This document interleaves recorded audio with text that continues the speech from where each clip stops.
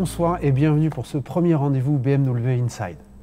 En attendant vos propositions des thèmes à aborder sur le sondage Instagram, vous le savez, vous pouvez voter, je souhaitais revenir sur une élection qui nous a fait beaucoup de bien. En effet, Série de Grand Coupé a été élue par un jury indépendant plus belle voiture de l'année. Alors ce qui est intéressant, au-delà du titre, c'est peut-être de tenter d'analyser les raisons qui ont poussé les votes vers cette Série 2 Grand Coupé. La force de ce design novateur est d'être finalement inspiré par des codes historiques de la marque. C'est pourquoi je vous propose un voyage dans le temps. Le renouveau du design BMW nous amène à la fin des années 60.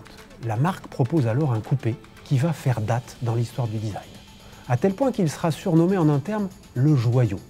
Je parle bien sûr de la 2800 CS, E9 pour les connaisseurs, qui dans sa version la plus puissante et la plus légère porte le nom emblématique de 3 litres CSL. Nous retrouvons sur cette série de grands coupés tout l'héritage de cette icône. Je vous propose d'aller voir ça directement sur la voiture.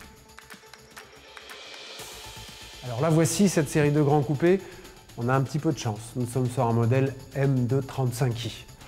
On va retrouver les éléments de design dont on parlait sur les coupés historiques de la marque. Nez de requin, la double calandre unie, clairement assumée dans les 70s, trouve un écho en 2020 sur série 2 Grand Coupé. Elle arbore le nez typique des BMW. Sur ce modèle, nous avons spécifiquement une calandre appelée Mesh Effect, traduction littérale à effet de maille, qui nous vient de l'univers de l'horlogerie. Bien évidemment, l'expression d'une BMW passe aussi par son regard, historiquement rond et à 4 phares, pour les modèles les plus sportifs. On retrouve ici une réinterprétation avec beaucoup de brio du regard BMW et sa signature unique Iconic Light. Toujours en lien avec la dynamique des BMW, la silhouette de série de grands coupés profite des proportions classiques de la marque. Un porte-à-faux avant court, une distance de prestige importante et bien sûr des lignes de caractère qui vont muscler le latéral. On retrouve, et c'est bien un coupé, des portes sans encadrement ici. Autre élément caractéristique du coupé, une ligne de pavillon fuyante et évidemment cette fin de vitrage caractéristique chez BMW, le pan de Hofmeister. Vous le savez, plus le pan de Hofmeister est fermé, puis effectivement on sera sur un modèle sportif. Alors il faut savoir que M.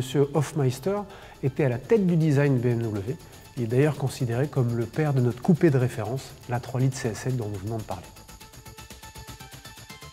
Sur la partie arrière, ce qui frappe instantanément, c'est la perception de largeur.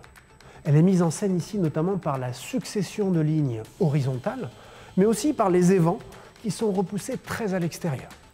Les critères historiques de design sont aussi respectés par cette construction pyramidale qui évoque clairement la stabilité. On note un affleurement des roues particulièrement soigné. Alors, dernier point pour accompagner cette dynamique visuelle, un mot sur les motorisations. BMW est souvent dans l'esprit des fans synonyme de moteur 6 cylindres.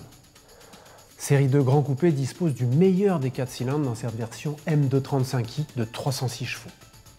En clin d'œil à l'histoire, n'oubliez pas que ce sont les moteurs 4 cylindres qui ont remis BMW avec brio sur le devant de la scène. La preuve, le siège social à Munich est une référence claire à cette motorisation. Merci de nous avoir suivis, je compte sur vous pour nous proposer de nombreuses thématiques sur notre sondage Instagram. Je les traiterai avec plaisir dans les prochains épisodes. En attendant, prenez soin de vous et restez chez vous.